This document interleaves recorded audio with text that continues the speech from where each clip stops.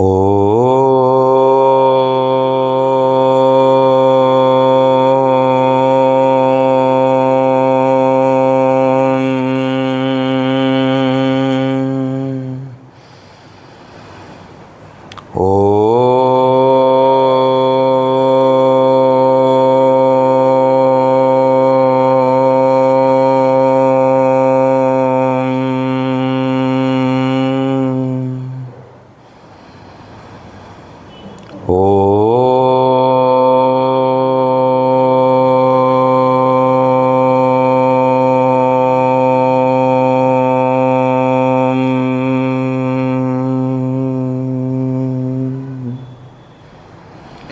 ओम श्री गणेशाय नमः।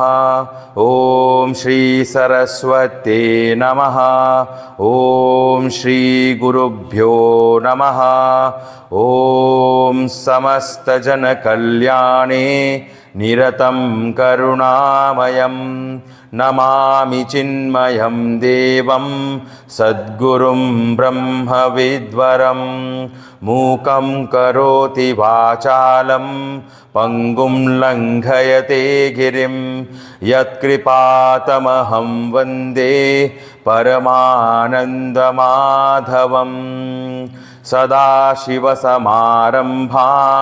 शङ्कराचार्यमध्यमाम् अस्मदाचार्यपर्यन्तां वन्दे गुरुपरम्परां वन्दे गुरुपरम्पराम्।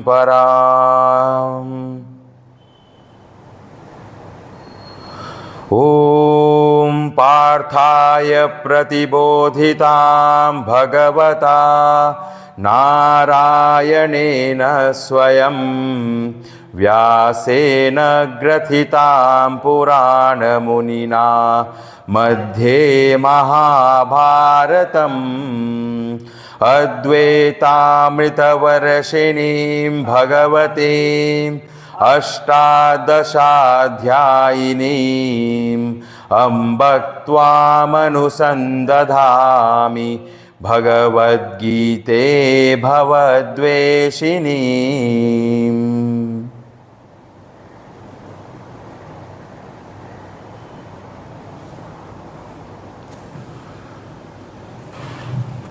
हरिओम। अभी हम नाम संकीर्तन करेंगे।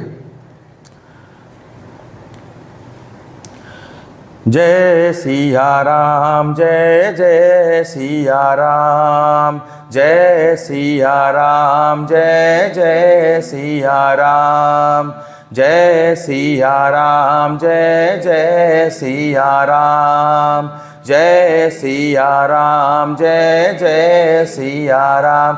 बोलो राम राम राम राजा राम, बोलो राम राम राम राजा राम, बोलो राम राम राम राजा राम, बोलो राम राम राम राजा राम, बोलो राम राम राम राजा राम, बोलो राम राम राम राजा राम। जय सिया राम जय जय सिया राम, जय सिया राम जय जय सिया राम। बोलो राम राम राम सीताराम, बोलो राम राम राम सीताराम, बोलो राम राम राम सीताराम, बोलो राम राम राम सीताराम, बोलो राम राम राम सीताराम, बोलो राम राम राम सीताराम। जय सिया राम जय जय सिया राम, जय सिया राम जय जय सिया राम, जय सिया राम जय जय सिया राम, जय सिया राम जय जय सिया राम, जय जय सिया राम जय जय सिया राम। बोलिए सियावर रामचंद्र की जय, पवन सुत हनुमान की जय। ओम हर हर नमः पार्वती पते, हर हर महादेव। श्री सद्गुरुनाथ महाराज की जय।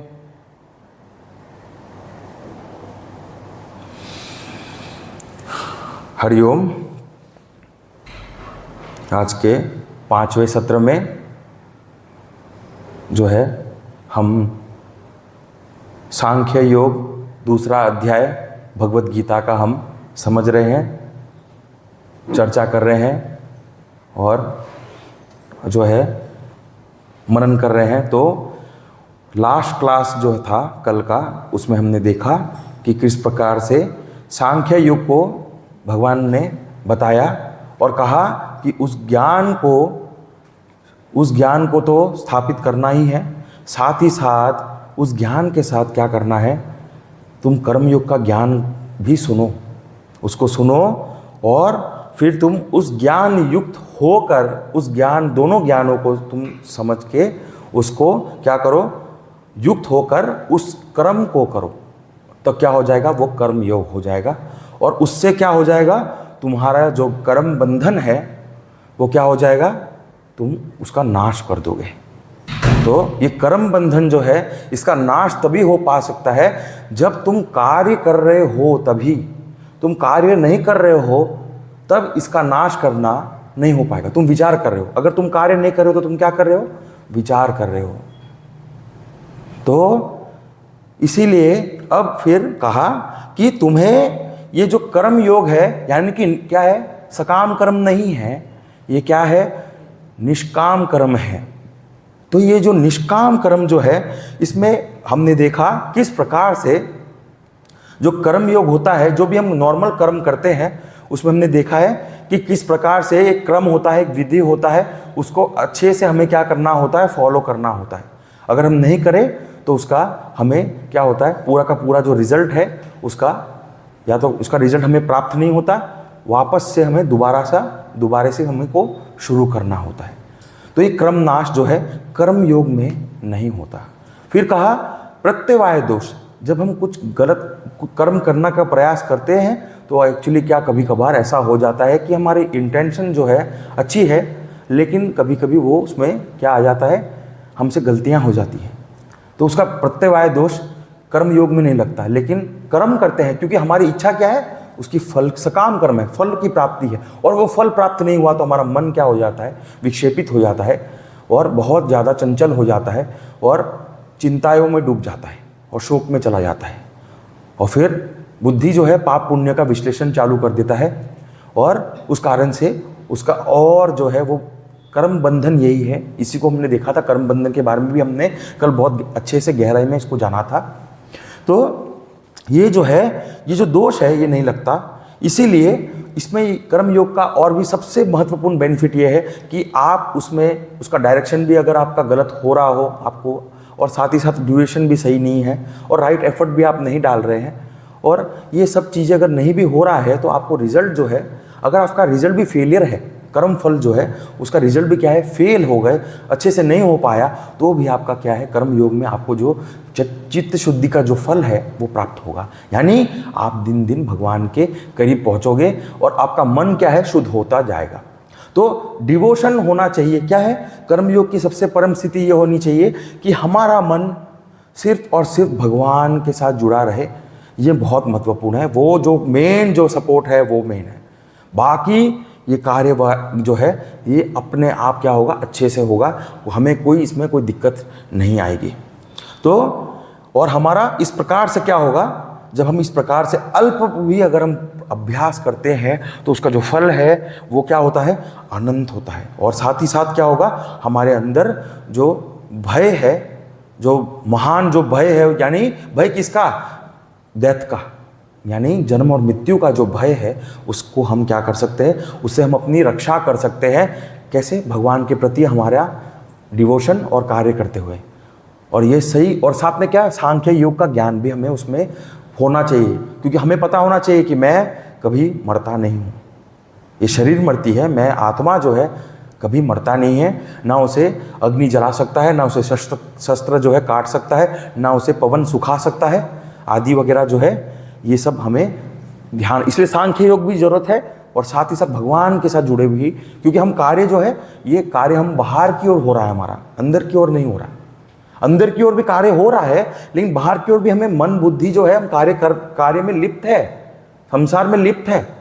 तो ये बहुत महत्वपूर्ण है। इसलिए कहा कि ऐसी स्थिति में क्या है, बहुत से तुम्हें जब कार्य करोगे तो बहुत बहुशाखा जो है तुम्हारी बुद्धि होने का, क्योंकि तुम्हारी जो डिजायर्स है वो बहुत ज़्यादा है और तुम्हारे संस्कार बहुत ज़्यादा है, वासनाएं स्वभाव तुम्हारे बहुत है, और तुमने हर जो क्षेत्र में जो अनुभव खुशी की और दुख का जो तुमने अनुभव किया है, उन सभी चीज़ों से तुम क्या करना चाह रहे हो, दूर होना चाह रहे हो या सुख के करीब आना चाह रहे हो। तो ये सब जो है बहुशाखा का लक्षण है और ये भेद वाली है और क्या है, अनंत है। इसीलिए कहा जब वासनाएं अनंत होती है तो जन्म भी क्या है, अनंत होता है, और फिर क्या होगा, दुख भी क्या होगा, अनंत होगा। क्योंकि हम जितने चीज़ों के साथ तादात्म्य करेंगे उतना हमारा दुख क्या होगा, बढ़ता जाएगा, और दुख बढ़ता जाएगा तो फिर क्या है, जीवन का कोई खुशी नहीं है जीवन में, तो फिर क्या जीने का क्या फिर मतलब हो जाता है। हाँ, तो इसीलिए कहा ऐसी स्थिति से तुम्हें अगर निकलना है तो एक ही इलाज है, क्या करना है, निश्चयात्मक बुद्धि जो है तुम्हें करना है। निश्चय कर लो क्या करना है, ज्ञान योग करना है या कर्म योग करना है, शुरुआत में जो हम उसके लिए भजन हमने किया था कल। हाँ, तो यहाँ तक हमने कल को देखा। अब इसी को क्या है हम आगे बढ़ा रहे हैं। तो श्लोक नंबर जो है 42, 43 और 44 जो श्लोक है वो हम साथ में करने वाले हैं। ये बहुत एक दूसरे से जुड़े हुए हैं, इसलिए साथ में देखना पड़ेगा इसे। हाँ, यामी मां पुष्पितां वाचम, यामी मां पुष्पितां वाचं प्रवदन्त्य विपश्चितः, प्रवदन्त्य विपश्चितः वेदवादरताः पार्थ, वेदवादरताः पार्थ नान्यतस्तीति वादिनः, नान्यदस्तीति वादिनः कामात्मानस्वर्गपरा, कामात्मानः स्वर्गपराः जन्म कर्म फलं प्रदाम्, जन्म कर्म फलप्रदाम् क्रिया विशेष बहुलाम्, क्रिया विशेष बहुलाम् भोगैश्वर्य गतिं प्रति,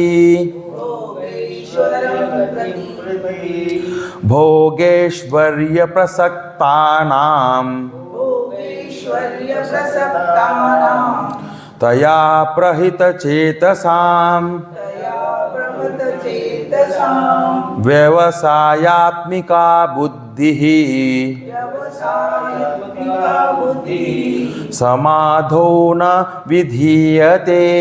समाधो न विधीयते। हाँ, तो ये जो श्लोक है बहुत ही हमारे लिए जो है व्यवहारिक दृष्टि से जो देखते हैं, यानी कि ये जो है इसमें पहले ही कह दिया अविपश्चितः।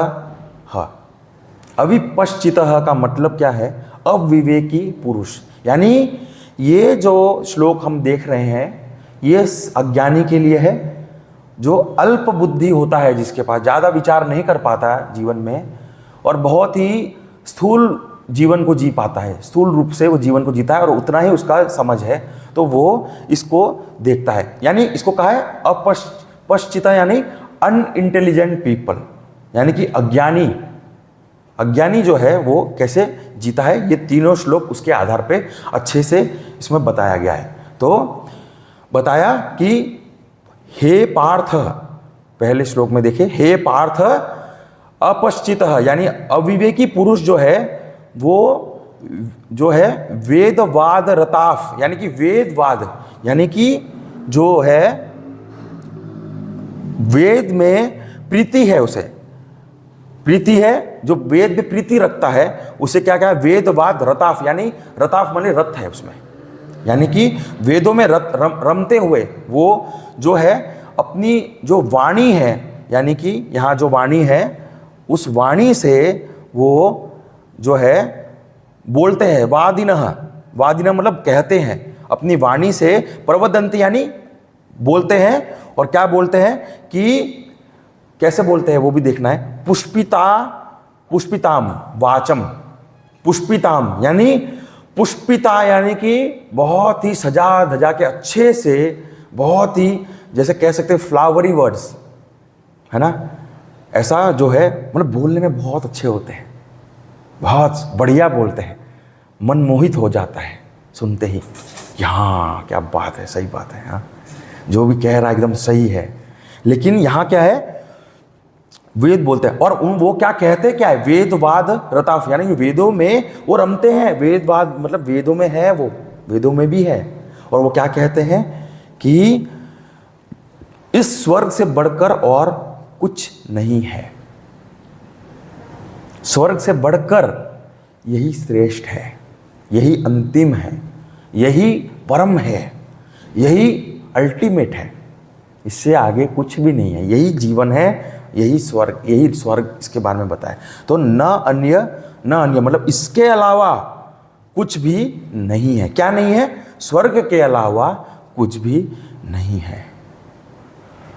हाँ, तो फिर नेक्स्ट जो श्लोक है उसमें कहा कामात्मान स्वर्ग पराह, यानी कि कामात्मान यानी काम ही जिसका आत्मा है, यानी कि कामना करना ही उसका स्वरूप है। कहने का मतलब यह है कि उसको क्या करना है, कामना ही बस चाहिए, यानी इच्छाएं बहुत है तो कामनाएं भी आएंगी। फिर देखिए संकल्प आता है और फिर कामना कैसे जागृत हो जाता है, जब हम उसके साथ समय है ना बिताते हैं, वरना वो वासना आके चली जाती है।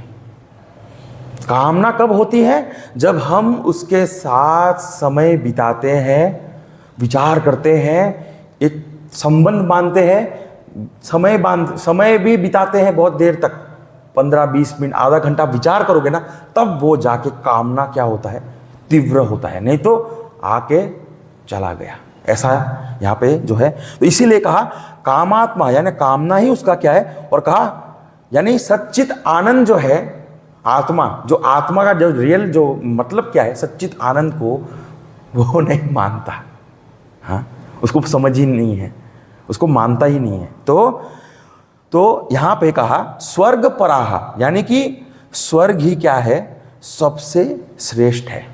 और लोग जो है उसको क्या करना चाहते हैं, वो उसको प्राप्त करना चाहते हैं, स्वर्ग को ही क्या है प्राप्त करना चाहते हैं। और साथ ही साथ क्योंकि वो श्रेष्ठ है तो उसी को प्राप्त करना है। अब क्यों प्राप्त करना है? क्योंकि मुझे स्वर्ग होता क्या है, भोग और ऐश्वर्य की जरूरत है। इसलिए कहा ये भोग ऐश्वर्य गतिम, भोग और ऐश्वर्य गतिम जो है उसमें बताया। और उसके लिए क्या करना पड़ेगा, अनेक जो है क्रिया विशेष बहुलाम, बहुत सारे जो है क्रिया क्या है जो है बताए गए हैं, जो अनेक क्रियाओं के माध्यम से आप क्या कर सकते हैं, भोग और ऐश्वर्य को प्राप्त कर सकते हैं। और ताकि क्या कर सकते हैं, आप उस स्वर्ग को प्राप्त कर सकते हैं और अपनी कामनाओं को क्या कर सकते हैं, पूरा कर सकते हैं, पूरा कर सकते हैं। और यही क्या है, अब ये जो है ना, ये जो थिंकिंग है ना, यही क्या है, जन्म कर्म फल प्रदान। इसका जो फल है, जो आनंद, जो खुशी जो प्राप्त हुआ क्षणिक रूप में, वही क्या है, हमने देखा पिछले श्लोक में कि कितने सारे हैप्पीनेस जो है हमको है अवेलेबल है, हम कर सकते हैं। वही हैप्पीनेस, एक एक हैप्पीनेस, एक एक वृत्ति के एक एक कामना पूर्ति होने पे हमको मिलता है। और वही एक एक कामना एक एक जन्म के लिए काफ़ी है। और यही क्या है, जन्म कर्म फल प्रदान, यानी जन्म का कारण हो जाता है। ये जो है सेकंड श्लोक में बताया। फिर कहा भोगेश्वर्य प्रसक्ता नाम, यानी कि भोग और ऐश्वर्य से बहुत ज़्यादा क्या है, आसक्ति है। प्रसक्ता नाम यानी आसक्ति बहुत ज़्यादा है। और तया यानी कि उस वाणी के द्वारा, तया यहाँ पे क्या है, उस वाणी के द्वारा, यानी कि उस वाणी के द्वारा वो क्या है, प्रहित चेतसाम, यानी कि वो इतनी बढ़िया बोलते हैं, इतनी सुंदर अच्छी तरह से बोलते हैं कि वो जो चित्त है ना, अक्सर लोगों का क्या हर लेते हैं। और वही जो है पुष्पित भाषा में जो है भोग और ऐश्वर्य के साथ वे स्वयं तो आसक्त है और दूसरों को भी आसक्त कर देते हैं, उनका हर लेते हैं, क्योंकि बातों में आ जाते हैं। यही तो है, हम अगर किसी भी बात को अगर बहुत देर सुने तो हम उसके बारे में विचार ना करते हुए, ना करना चाहते हुए भी हम क्या करना चालू कर देते हैं। क्यों? यही तो है, मन जो है तुरंत किसी भी दुख के साथ, अगर दुख की बात करें तो हम स्वयं दुखी हो जाते हैं, और अच्छी बात करते हैं, शांति की बात करते हैं तो शांति प्रदान हो जाती है हमें भी। थोड़ी देर आप सुनोगे तो आपको भी एहसास हो जाएगा उसका। तो ये जो है ऐश्वर्य जो है, भोग और ऐश्वर्य की आसक्ति रखने वाले जो पुरुष है, वे स्वयं क्या है, व्यवसायात्मिका बुद्धि उनकी क्या होती है, नहीं होती है, न विधीयते, नहीं होती है। तो और सही, और समाधो बोला, साथ में समाधि जो है, समाधि का अभ्यास यानी कि ध्यान का अभ्यास जो है वो करने योग्य नहीं होते, उनसे नहीं हो पाता। अगर करे भी तो उनको होता नहीं है। क्या करें, वो बहुत हमने ट्राई कर लिया लेकिन होता नहीं है, समाधि नहीं कर पाए। ध्यान करने का बैठते हैं लेकिन ये सब चीज़ें, कामनाएं वगैरह आ जाती हैं। तो ये जो श्लोक है ना, हम ध्यान करने बैठते, बहुत सवाल है, पूछते हैं, मुझे बैठता हूँ कुछ होता नहीं है ध्यान करने में, ये सारे उत्तर इसके माध्यम से हमारी स्थिति कैसी है तब ये सब चीज़ें नहीं हो पाती। तो इसमें अच्छे से बताया। हाँ, तो और ये सभी क्या है, अज्ञानी जो है वो लोग को नहीं हो पाता। तो कहा कैसे, माइंड जो है वो कैसा है, यहाँ हमें पता चला कि बहुत ही वंडरिंग है, यानी बिखरा हुआ है, क्योंकि अज्ञानी है तो वो आत्मा को पहचानता नहीं है। आत्मा उसके लिए क्या है, कामना है। अब तो क्या है, फिर बहुशाखा हो गया तो क्या हो गया, वंडरिंग, घूम रहा है इधर से, एक बार इधर खोजता है, एक बार उधर खोजता है, कहीं तो कुछ खुशी मिल जाए, इस प्रकार का वो घूमते रहता है। उसका मन जो है चैटरिंग कर रहा है, क्योंकि खोज रहा है, मिल नहीं रहा है, इसलिए बहुत सारी वृत्तियां आ चुकी हैं और वो तलाश में है, सारे प्रयास कर रहे हैं कि मुझे कहीं से कुछ थोड़ा सा सुख मिल जाए, क्योंकि सुख तो हमारा क्या है, स्वरूप है। मैं ही सुख हूं, आत्मा क्या है, सुख है। तो ये जो है ऐसा आता है, और इस कारण से क्या होता है, चैटरिंग जब होता है तो फिर डिस्ट्रैक्शंस हो जाता है, हम भटक जाते हैं, हमारा लक्ष्य क्या है वो हम भूल जाते हैं, हम दलदल में फंस गए, गहराई में उतर गए, लेकिन हम उससे निकलने हमें कठिन हो रहा है, निकल नहीं पा रहे। तो ऐसे जो इम्प्योर, ये क्या है, जब इतने सारे, जब सभी चीज़ें आ जाती है ना, तो मन क्या हो जाता है, इम्प्योर हो जाता है, शुद्ध नहीं रहता। क्यों? क्योंकि इतने थॉट्स क्या करते हैं, विचलित कर देते हैं, और विचलित के साथ उसमें मलिनता भी है। तो और यही मलिनता जब ज़्यादा बढ़ जाए तो हमारा जो एक्सट्रोवर्टनेस है वो बढ़ जाता है, एक्सट्रोवर्टनेस नेचुरल हो जाता है, क्योंकि हम बाहर की ओर ही देख रहे हैं ना। तो ये जो है ऐसा मन का स्थिति हो जाता है। अब पर्पस ऑफ लाइफ यहाँ क्या है, एक ही है, क्या, सेंस प्लेजर, मजा करो, और ऐश्वर्य, नाम को स्थापित करो, अपना नाम। या ऐश्वर्य का मतलब हम उसको देखेंगे, ऐश्वर्य क्या है, ऐश्वर्य का मतलब बहुत अच्छा है, हम उसको देखेंगे, आएगा भी। तो ऐश्वर्य कमाओ। और यहाँ जो है वेदों का जो है, यहाँ जो वेदवाद जो रताफ जो लिखा है, यहाँ पे वेद का तात्पर्य क्या है, कर्मकांड से है, कर्मकांड से है।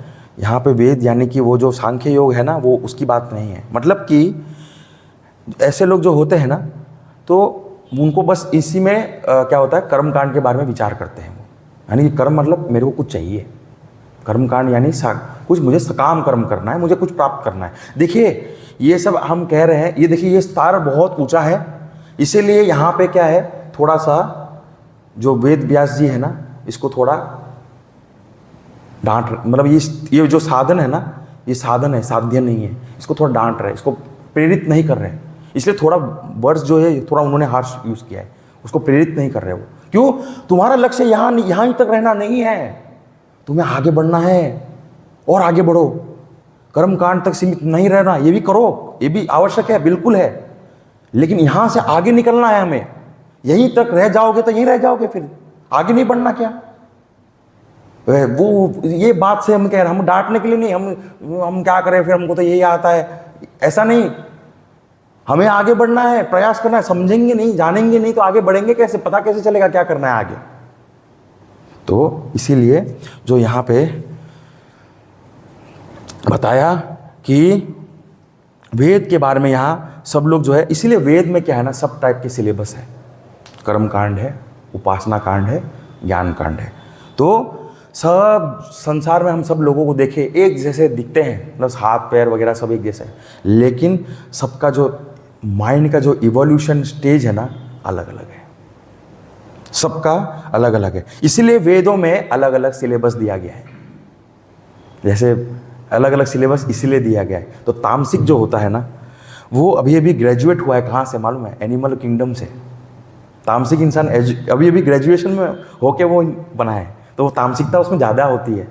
तो ऐसे को लिए कर्मकांड तो करना बहुत आवश्यक है। इसलिए मदर नेचर क्या करती है, ऐसे जो तामसिक लोगों को फोर्स करती है, करना भी चाहिए, तामसिकता में है, बिल्कुल ऐसे है। खाओ पियो बस, कुछ नहीं करना, इतना ही काम है बस, खाना पीना, शरीर का ही ध्यान है बस, रखना है बस, कुछ डिजायर ही नहीं है, कुछ बड़ा आदमी बनना है, कुछ नहीं, कुछ करना ही नहीं है, सेवा वेवा क्या होता है, कुछ नहीं। तो ऐसे लोगों को के लिए क्या है, तामसिक से उनको क्या होना, राजसिक की ओर जाना होता है। तो ये बहुत आवश्यक है कि राजसिक होंगे कैसे, कामना से तो होंगे, कुछ एक्टिविटी करना पड़ेगा, कामना होगा तो एक्टिविटी करेंगे, नहीं तो कैसे होगा कुछ। तो कैसे होगा अगर कुछ कामना ही नहीं है, कोई इच्छा ही नहीं है, कुछ प्रेरणा ही नहीं है, कुछ करने का अंदर से कुछ मन ही नहीं कर रहा है, तो फिर बाद में एक्टिविटी कैसे होगा, नहीं होगा। इसीलिए यहां जो है वेद जो डिजायर्स है ना, इंजेक्ट करते हैं, रखो अंदर, लाओ डिजायर्स को। तो ये भी एक स्तर है, गुजरना है हमें, लेकिन यही अल्टीमेट नहीं है, ये भी ध्यान रखना है। हम सब स्टेजेस से होते हुए आए हैं, क्लास 1 से आते हुए, क्लास अभी आज PhD करके MS कर लिया, सब कुछ पढ़ाई कर लिया, यहाँ तक। तो क्लास 1 क्या खराब था? नहीं, क्लास 1 जरूरत था, बिल्कुल जरूरी था, बिल्कुल। लेकिन क्या वही है अल्टीमेट? नहीं, ये बात हमें समझना है। इसीलिए यहाँ पे उसको, और फिर कहा डिजायर जब होता है तो हम क्या करते हैं, बहुत मेहनत करते हैं। और यहाँ सेल्फिशनेस तो होगी, क्योंकि कामना किसके प्रति? अपने खुद के लिए तो है। कामना हम किसके लिए करें? इच्छा किसकी प्रति, किसका है? अपना खुद का, स्वयं का है ना। तो ये स्वयं का जो है तामसिक, इसीलिए क्या है, ऐसे तामसिक लोगों को उठाने के लिए वेदों में ये सब बताया गया, कर्मकांड। तो यहां जो है ये हमें देखना है। उसके बाद जो है राजसिक से सात्विक की ओर जाते हैं, तो उसमें क्या इंपॉर्टेंट है, निष्काम कर्म। अब यहां सकाम से क्या हो गया, निष्काम कर्म हो गया। और फिर जब वही मन जो निष्काम कर्म से शुद्ध हो जाता है, वही सत्व हो जाता है, और वही क्या, ज्ञान के लिए रेडी हो जाता है, रेडी हो जाता है। तो यहां जो है ये हमें बताया। तो यहां पे इसलिए कहते हैं कि कुछ लोग होते हैं कि वो कहते हैं कि कर्म मार्ग, ऐसे बहुत सारे होते हैं। कर्म मार्ग देखें तो बहुत सारे कर्म मार्ग में ही है, प्रवृत्त है। क्योंकि जो कोई भी मार्ग जो सबसे, अगर हम देखें तो गृहस्थ मार्ग सभी लोग अपनाते हैं, वो तो उसमें कर्म तो करना ही पड़ता है। परिवार होता है तो कार्य, बहुत कार्य, एक्चुअली कर्तव्य ही कर्म सबसे मेन होता है, मेन प्रधानता जो होती है वही होती है। तो वो मैक्सिमम हम देखते हैं सोसाइटी में। लेकिन ज्ञान मार्ग जो होते हैं वो कम लोग होते हैं, कम लोग करते हैं। और बाकी के बहुत ही होते हैं जो उनका एक ही मार्ग होता है, आराम मार्ग, कुछ करना ही नहीं है। तो ऐसे भी लोग होते हैं। तो जो लोग दोनों मार्ग में से कोई भी चूज नहीं करते ना, और उनको दोनों लगता है कि करने की कोई आवश्यकता नहीं है, तो वे, उनको थोड़ा सा वो वेदों का जो है थोड़ा बहुत पढ़ लेते हैं, हल्का फुल्का चुन चुन के जो है, जो शब्द है वो लोग बोलते हैं। पूरा वेद को जानते नहीं है, कुछ एक हिस्सा पढ़ लेते हैं और वही बोलते हैं उसके बारे में कि ये वेदों में तो ये लिखा है, कर्मकांड ही करना चाहिए, ये अच्छा है। इसलिए पुष्पित भाषा से वो उसका प्रचार करते हैं, उसको बोलते हैं, और बहुत मोहित और बहुत ही अच्छे से बोलते हैं। और हमें लगता है ये तो वेदों की ही बात ही तो कर रहा है, गलत तो नहीं है। लेकिन ये श्रेष्ठ नहीं है, ये समझना है हमें, ये अल्टीमेट नहीं है। तो ऐसे लोग बोलते हैं बहुत प्रेम से, अच्छे से शब्दों में, ऐसे झरने की तरफ बह रहा है वाणी, मन मोहित हो जाता है, मन में ऐसे आनंद आ जाता है, जैसे वाह कितना अच्छे से समझाया, समझ में आ गया। हाँ, और तो इस प्रकार का जो होता है ना, तो वेद को वो क्या है, आधा अधूरा जानता है और कुछ कुछ उसकी बातें करता है, गिने चुने चीज़ें चुन चुन के छाँट छाँट के वो करता है, पूरी तरह से नहीं करता। तो और वो फिर क्या कहता है कि जो दिखता है और जो अनुभव होता है वही क्या है, सत्य है। यही सत्य है। मतलब जो इंद्रियों से दिख रहा है, जो अनुभव में आ रहा है, तो ये जो भोग करने के बाद जो मज़ा आ रहा है, मालूम, हाँ मज़ा आ रहा है, यही है सत्य। और यही क्या है, मतलब भोग करना ही क्या है, स्वर्ग की प्राप्ति। हैप्पीनेस का जो डेफिनेशन है ना, स्वर्ग ही क्या है, वही हैप्पीनेस है। और इसमें कहा कि स्वर्ग की उपलब्धि ही क्या है, सबसे श्रेष्ठ है। अब यहाँ हमने देखा जो है ऐश्वर्य और ये भोग जो है, तो भोग करने के लिए जो है इसमें बताया कि श्रेष्ठ उपलब्धि, जैसे कि हमें क्या क्या चाहिए, तो स्वर्ग की प्राप्ति मतलब हम अपने अगर इस व्यवहार की दृष्टि से देखें तो क्या होता है कि धन चाहिए, तो धन की प्राप्ति करना, स्वयं बहुत पैसा कमाना, उसकी प्राप्ति करो। फिर धान्य का मतलब होता है बहुत सारा भोजन, घर भरा पड़ा हो भोजन से, हाँ। और साथ में पशु, यहाँ पशु का अर्थ होता है वेल्थ।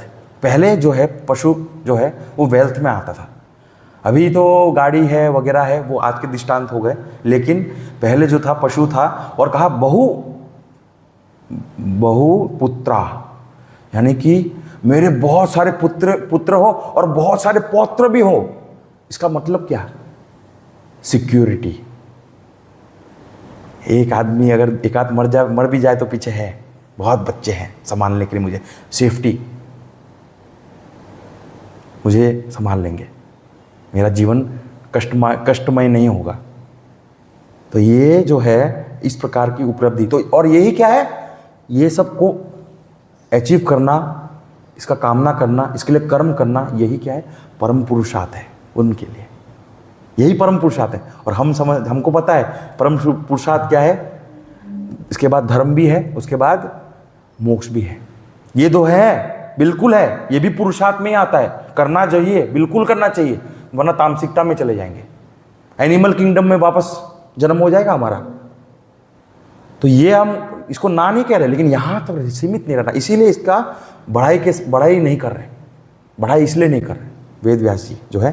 तो इसलिए कहा कि वेद को जो है वो पढ़ते हैं, सुनते हैं, और उनके जीवन में सब लक्ष्य होता है पैसा कमाओ, घर वर गाड़ी वाड़ी, अच्छा बढ़िया घूमो फिरो, बीच बीच में थोड़ा सा अच्छा कार्य भी करो, वेद के अनुसार जो उन्होंने पढ़ा है, यज्ञ वगैरह जो भी है कुछ कर सकते हैं, अपने पूर्ति के लिए जो है वो करते हैं जो भी। तो ये जो सारी चीज़ें हैं वो करना, यानी कि आदि शंकराचार्य कहते हैं अर्थवाद।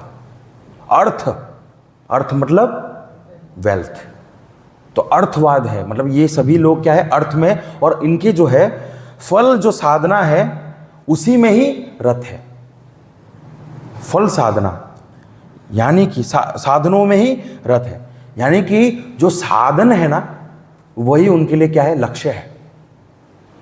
फल जो प्राप्त करना वही उनका लक्ष्य है, फल को प्राप्त करना वही बताया। तो कहा कि कामा जो भोग है और कामना है ये अधिकता होती है, बहुत ज़्यादा होती है। तो ज़्यादा होने के कारण उनका विचार भी कैसा होता है, पूरे समय उसी का ही चिंतन चलते रहता है, पूरे समय सोच में यही चलता है कि ये मैं कैसे करूँ। डीप एनालिसिस में चले जाते हैं, विश्लेषण करते हैं, गहरा विचार करते हैं, इन सब चीज़ों के बारे में ही विचार करते रहते हैं, कैसे थोड़ा सा धन लाया जाए, कैसे थोड़ा सा ये किया जाए, वो किया जाए।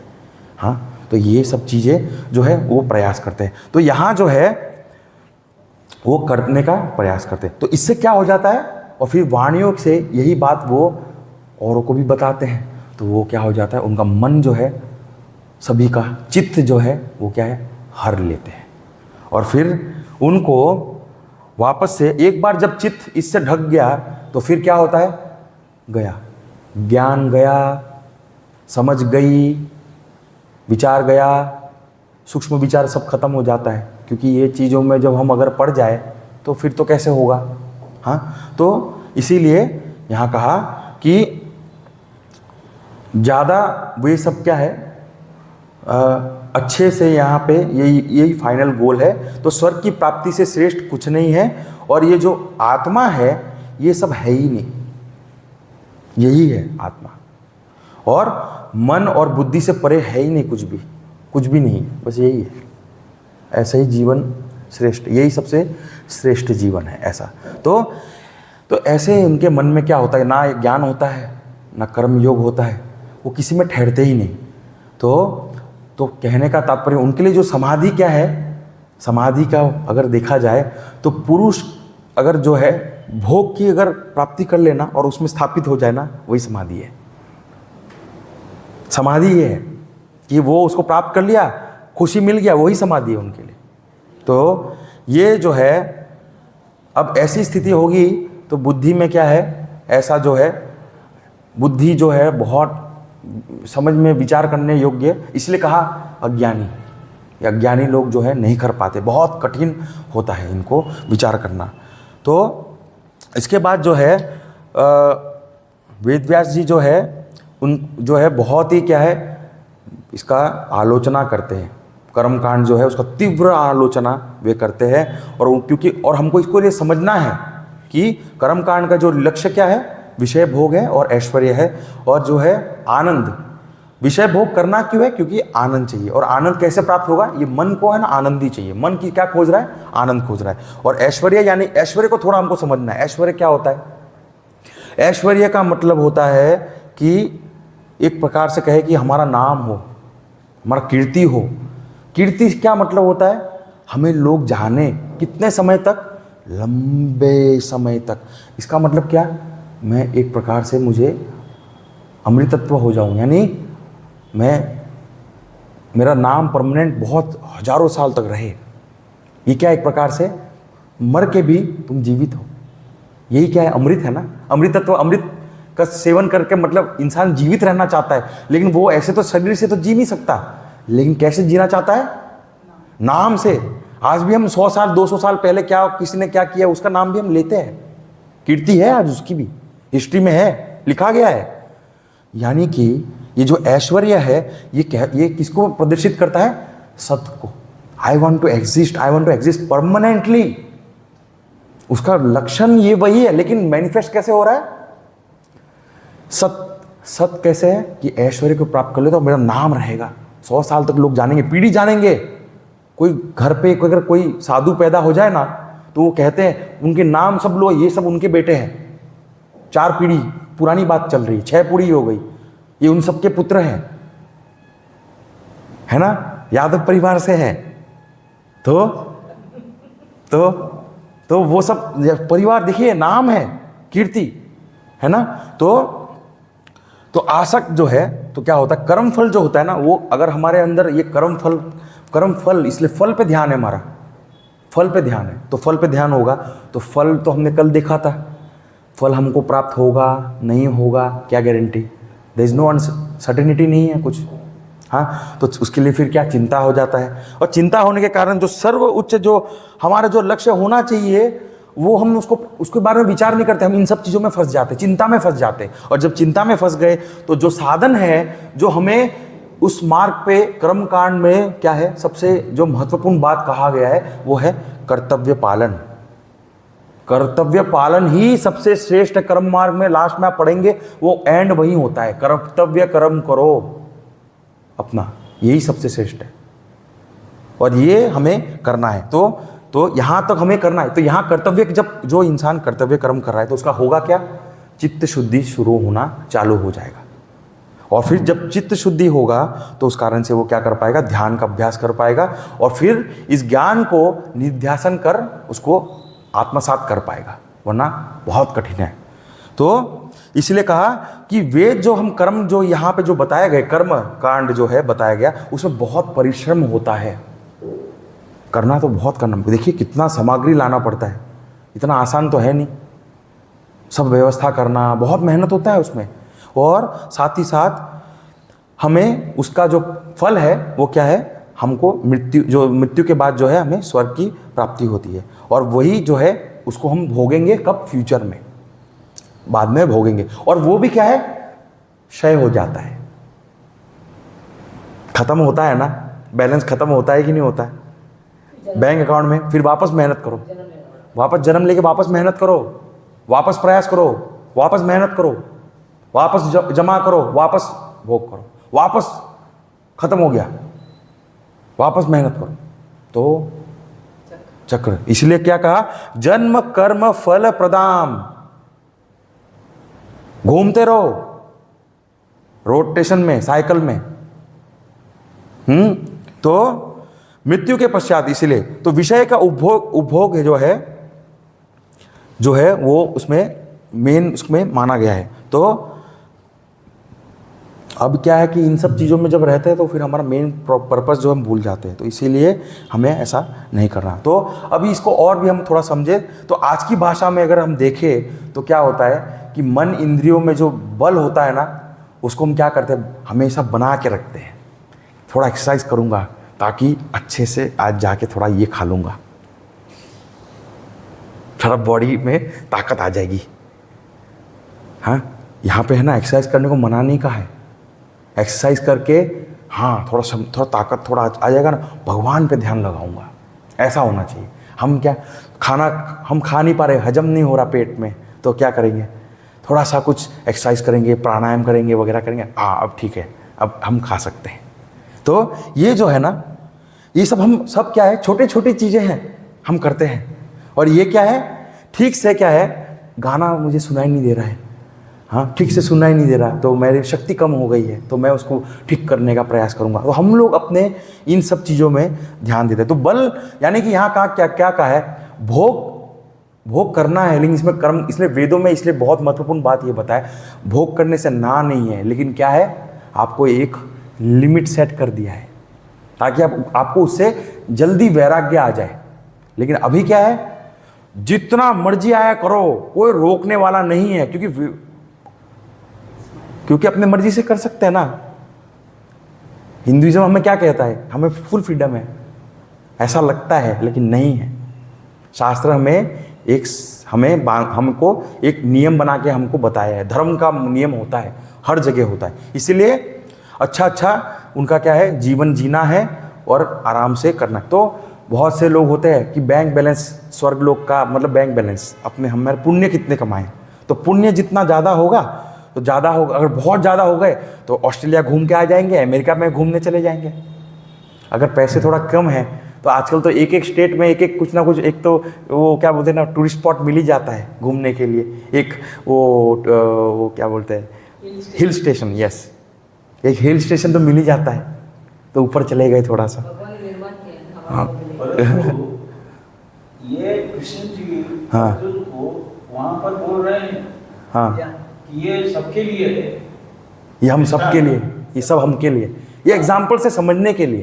क्योंकि अभी कृष्ण जी हाँ बता रहे हैं अर्जुन को, हाँ तो ये तो ऐसा लग रहा है कि हाँ सबके लिए कृष्ण, उस हाँ। समय की लड़ाई के लिए वो नहीं है ये, नहीं, भाई तुम कर्म करो और अपना ये, हाँ, ये समझने के लिए ये हमारे समझने के लिए, हाँ समझने के लिए, हमारे दृष्टांत से, हम जीव है ना, तो जीव हम कैसे बिहेव कर रहा है उसके आधार पे। नहीं वही मैं देख रहा हूँ, हाँ जो उस समय, हाँ नहीं, अब मैं बाद में आपसे बात में हम डिस्कस करेंगे, मैं इसको कंटिन्यू करता हूँ। तो इसमें वही है कि स्वर्ग जो है हम भोगते हैं, और सबसे श्रेष्ठ जो है सेवा जो है देखा जाए तो यही बताया कि ज्ञान सेवा सबसे श्रेष्ठ है, और माता पिता का सेवा से भी श्रेष्ठ क्या है, ज्ञान का सेवा, ये बहुत श्रेष्ठ है। तो स्वर्ग की अंतिम जो लक्ष्य है वही सब उनका होता है, लक्ष्य वही होता है। तो अनेक प्रकार के जो कर्म करते हैं ना, तो उनका जो यही लक्ष्य है कि अभी भी भोगे और फ्यूचर में भी हम भोगे, और उनका लक्ष्य दूसरा होता है कि पावर और सत्ता, और उनको ये भी चाहिए। तो अब ये देखा गया है कि कर्म और कर्म फल में जो फंसे रहते हैं, ऐसा तो क्या होता है कि कर्म करते करते उसका जो है, उनको करते करते क्या हो जाएगा, कर्म का जो है स्वर्गलोक की प्राप्ति होती है। तो उनके लिए बस यही है लक्ष्य कि धन, गाड़ी, ऑफिस, प्रमोशन वगैरह इस प्रकार से करते रहना। लेकिन ये जो है अल्टीमेट नहीं है, इससे भी हमें आगे बढ़ना है, ये हमें बहुत ध्यान रखना है ये सब भी जरूरत है, बिल्कुल है। ये नहीं कह रहे कि बंद कर दो कमाना, ये नहीं कह रहा इसमें, लेकिन यहां रुक नहीं जाना, आगे ये भी करो, लेकिन फोकस तुम्हारा प्रधानता वहां होना चाहिए, उसको बढ़ाना है। और वो कैसे आएगा? जब इन फेज से भी हमको गुजरेंगे तब। जब तक हम इस फेज से गुजरे नहीं है ना, तब तक हम इसके बारे में चर्चा ही नहीं कर सकते, इस वेदांत के बारे में। इसीलिए इस फेज से गुजरना बहुत आवश्यक है। ये सब कुछ देखा हुआ होना चाहिए, सब किया हुआ होना चाहिए, भोगा हुआ होना चाहिए। भोगा ही नहीं है वो क्या छोड़ेगा?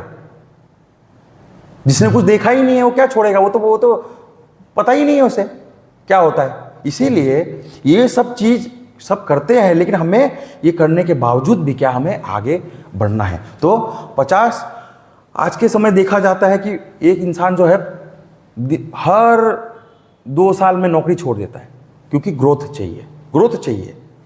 लेकिन पहले कैसे था? एक नौकरी पूरे जीवन 40 साल एक ही कंपनी में। क्यों? और कितना समय मिलता था परिवार के साथ रहने का, बातचीत करने का, सत्संग करने का, कुछ श्रवण करने का। तो अभी क्या है, चिंताएं बढ़ गई, क्योंकि चिंताएं बहुत ज्यादा है, आवश्यकता ज्यादा है। जब आवश्यकता ज्यादा है तो कार्य भी ज्यादा करना पड़ेगा, तो समय नहीं है किसी के लिए। अब यहां जो है, इसीलिए कि सत्संग जो है प्राप्त हो जाता था पहले, अब नहीं हो पा रहा। क्यों? क्योंकि बहुत कुछ करने को है, बहुत कुछ प्राप्त करने को है। और जब बहुत कुछ प्राप्त करने को है तो समय ही नहीं है किसी के पास, किसी के अपने। और ये देखा जा रहा है प्रैक्टिकली आज भी, बिल्कुल भी। तो इसीलिए और फिर हमारा ध्यान कहाँ जाता है कि पड़ोसी ने क्या लाया, वो किसने क्या लाया, हमारा ध्यान वहाँ चला जाएगा। और यही चीज़ क्या है कि हमें समझना है कि हमारा आइडल कौन है, वो हमको देखना है। सबसे बड़ी बात, हमारा आइडल कौन है? हमारा आइडल अगर भगवान है तो हमें भगवान की तरह हमारा लक्षण, हमारे अंदर व्यवहार, उसको क्या करना है, डेवलप करना चाहिए हमको। तभी क्या होगा, नहीं तो हम ये सब चीज़ को देख के तो हम प्रेरित तो हो जाते हैं, लेकिन हम फिर बाद में दुखी भी हो जाते हैं एक समय के बाद। तो इसीलिए कहा कि अज्ञानी यहाँ पे जो है ना, इसलिए कहा ये अपश्चितः जो है, वो कहा अज्ञानी लोग जो हैं वो मूढ़ है लोग हैं। ऐसे लोग क्या करते हैं, संसार में बस गोल गोल घूमते रहते हैं और उस रियलिटी को ही सच मान लेते हैं, और वहीं उसके लिए वो उसका जीवन का जो है मेन लक्ष्य वही है, और यही करते रहो, बस ऐसा है। और विचार नहीं कर पाते, इस कारण से उनकी जो शक्ति है बहुत सारे वो क्षीण होती जाती है, और वेस्ट कर, और इंद्रिया भी क्षीण होने चली हो जाती है, क्योंकि भोग के कारण इंद्रिया क्षीण होती है। कठोपनिषद में बताया गया ये, जितना आप भोग करते हैं उतना आपका इंद्रिया क्या वीक होते जाता है, और फिर बीमारियां हो जाती है उसकी एक हद के बाद। इसीलिए कर्मकांड में लिमिट सेट कर दिया है, आप इतना ही करो बस, वरना आप इंद्रिया क्षीण कर देंगे और अपने आप को नष्ट कर देंगे, और फिर बीमारी हो जाएगा बहुत बड़ा। फिर ये चीज करना, इसीलिए क्या है, करना है। तो अंदर से तो बहुत दुखी है, पैसे बहुत है, लेकिन अंदर अभी भी दुखी तो रहता है। छुट्टी वगैरह भी अगर है तो हम लोग थोड़ा सा टाइम स्पेंड करने का प्रयास करते हैं, लेकिन अंदर इतनी दुखी है कि समय नहीं है, समय भी नहीं मिलता। अपने अंदर ही विचार, अपने आप को देख भी नहीं पाते, अपने को देखे तो उससे भी डर लगता है, क्या करें। तो ऐसी जब विचार, जब ऐसी स्थिति हो जाती है, तभी इसीलिए हमको क्या करना पड़ता है। हम जब अपने आप को भी देख नहीं पा रहे बाहर, तो क्या करें फिर, बाहर खुशी तो चाहिए तो बाहर से लेना पड़ेगा। फिर स्थिति बहुत होने के कारण ऐसा हो रहा है। अब कहा यहाँ पे समाधो का मतलब यहाँ पे कहते हैं कि प्रवेश होते हैं, यानी स्थित होते हैं। प्रवेश, क्या चीज प्रवेश होता है, यानी कि जितना जो हमारा अनुभव जो हम कर रहे हैं ना, इंद्रियों के माध्यम से, हाँ, इस शरीर के माध्यम से, मन के माध्यम से, बुद्धि के माध्यम से, ये सभी जो हम प्रवेश, हम जो उसका अध्ययन कर रहे, जो हम अनुभव कर रहे हैं, वे सभी क्या है, अनुभव क्या हो गए, प्रवेश हो गया। प्रवेश मतलब सब एक जगह आके लीन हो गया, किसमें, अंतःकरण में, बुद्धि में। इसलिए कहा समाधि, धी का मतलब बुद्धि, सम, वो हमने देखा समत्व, सम हो गया बुद्धि, तब ये होता है। तब इसीलिए अंतःकरण में क्या होता है, जब तक इस प्रकार का जब ज्ञान हम लोग नहीं कर पाएंगे, या फिर कर्म मार्ग में नहीं कर पाएंगे, इसलिए कर्म योग करना आवश्यक है। ये सभी लोग बहुत मन, मतलब काम वाम बस थोड़ा सा करते हैं, अपना लक्ष्य, उनका लक्ष्य बहुत ही होता है। और हम लोग इसमें नहीं आते, हम लोग इसमें नहीं आते, ये हमको ध्यान रखना है। ये बहुत ही, हाँ, तो ये जो है भोग ही कर रहे हैं खाली, उनका लक्ष्य कुछ नहीं है। तो यहाँ जो है फिर क्या है, आत्मचिंतन की जो क्षमता है वो भी खो देते हैं। अब यहाँ एक बात और देखना है कि सात्विक भोग जो है, कहते हैं कि कुछ हमने अच्छा किया, पुण्य किया और हमें कुछ फल मिला, वो स्वयं भी हमें क्या करता है, सात्विक इच्छा भी हमारे अंतःकरण को क्या करता है, अस्थिर बना देता है, वो भी बना देता है। इसीलिए और वो कहता है, ऐसी बुद्धि क्या कहता है कि साधना करने की क्या ज़रूरत है, स्वाध्याय करने की क्या ज़रूरत है। ये जो सात्विक इच्छा भी क्या है, अपूर्णता का भाव है, हमारे अंदर अपूर्णता है और हम उसको, तो ये इसलिए कहते हैं हमें, अब वो हम देखेंगे, इसलिए कहते हैं कि सत्व से भी हमें परे जाना है, आने वाला है भी, हमें सत्व से भी परे जाना है, क्योंकि सत्व भी बांधता है, गोल्डन चेन है तो वो भी चेन ही, लेकिन कैसा चेन है, बस गोल्डन चेन है। लगता है हमको हम मज़ा आ रहा है, लेकिन एक्चुअल में हम बंधे हुए हैं, हमको पता ही नहीं चलता। तो यहाँ हमने इसको, ये जो श्लोक है इसको देखा। अब जो है अगला जो श्लोक है, अविवेकी कामी पुरुष जो है, तो उसको क्या फल मिलता है, तो भगवान ने इसको बताया है फल क्या मिलता है उसको। तो ये जो श्लोक है 45वां, उसको हम देखते हैं। त्रैगुण्य विषया वेदा निस्त्रैगुण्यो भवार्जुन निर्द्वन्द्वो नित्यसत्त्वस्थः निर्योगक्षेम आत्मवान। हाँ, तो यहाँ पे बताया कि ये सारे जो पॉइंट्स इसमें बताए हैं, ये सभी हमारे लिए क्या है, साधन है। साधन है यानी हमको जिस लक्ष्य में पहुंचना है, उन सब, ये सब चीजें अगर हमको हमारे अंदर आ जाए ना, तो हम क्या कर पाएंगे, हम प्राप्त कर लेंगे ये सब चीजें हमारे अंदर। तो अगर हमारे अंदर नहीं है तो हमें क्या करना है, डेवलप करना है। तो हम डेवलप करेंगे तब क्या होगा, हम इसमें आगे बढ़ पाएंगे। तो कहा अर्जुना, तो हे अर्जुना, वेद का जो विषय है, यानी कि त्रैगुण्य विषया, त्रैगुण्य या 3 गुण जिसका विषय है, किसमें है, किसमें है, वेद में। वेद में क्या है, 3 गुण जो है विषय है। यानी कि यहां जो लेकिन बात हो रही है वो कर्मकांड की बात हो रही है, यहां बात कर्मकांड की हो रही है, लेकिन 3 गुण है उसमें, तीनों है उसमें। अब 3 गुण का मतलब हम समझ, मालूम है हमको क्या है, रजस, सत्व और तमस, ये 3 चीजें हैं। और ये प्रकृति, पूरा संसार जो है वो इसी से बना है।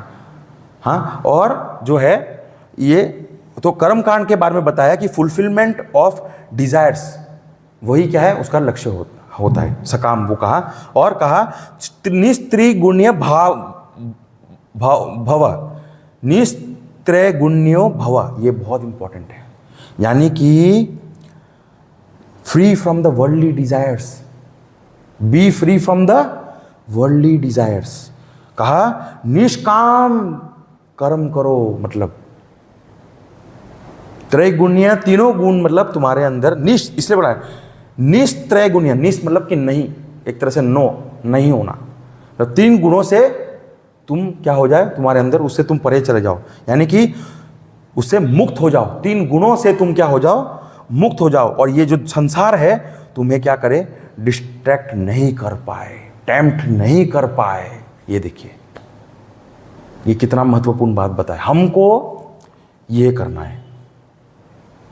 तो यहाँ पे जो है, इसीलिए ये 5 पॉइंट्स है अच्छे से। और ये जो है त्रैगुण्य जो है वो हमें क्या करना चाह रहा है, हम असंसारी बनो, हम संसारी से भी हम जो है हम असंसारी, यानी संसारी नहीं होना, यहाँ पे बताया। फिर जो है, हाँ, अब जो है इसमें हम उसका और अर्थ देखते हैं। फिर कहा तुम त्रिगुणातीत बनो, तो त्रिगुणातीत बनो, निर्द्वंद बनो। निर्द्वंद यानी हमने देख लिया जो द्वंद होते हैं, यानी कि सुख दुख आदि जो द्वंद है उससे क्या हो जाओ, मुक्त हो जाओ। और यहाँ पे जो है इसके बाद कहा नित्य सत्व। सत्व ये बहुत इंपॉर्टेंट है। सत्य यानी that is permanent, always existing, eternal. उसका त्व यानी कि जो हमेशा, यानी हम नित्य वस्तु के साथ जुड़े रहे हमेशा। और उसको अगर